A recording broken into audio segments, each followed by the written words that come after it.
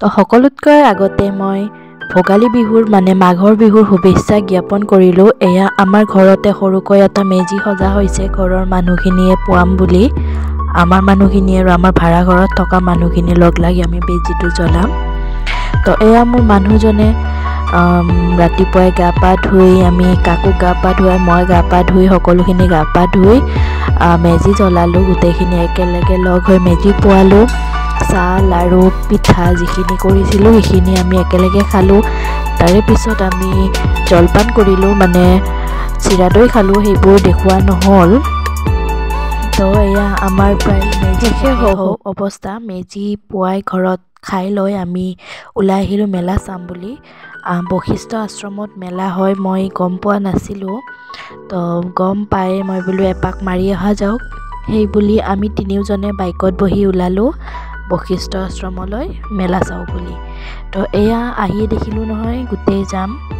এই জামত যে ফাঁচিলে মাথাটো গৰম উঠি যায়। যিয়ে নহওক জাম ফালি ফালি আমি আহি পালোঁ মেলা বহুতখিনি খোজকাঢ়িব লাগে। তো মেলা বিৰাটেই ভাল লাগিছে, যিহেতু মই আগতে অহা নাই, এইবাৰ প্ৰথম। নোপোৱা বস্তু একো নাই, সকলোখিনি বস্তুৱেই ইয়াতে পায়। মই পিছে বিশেষ একো কিনা নাই, তো কি কিনিলোঁ শেষলৈ দেখা পাব।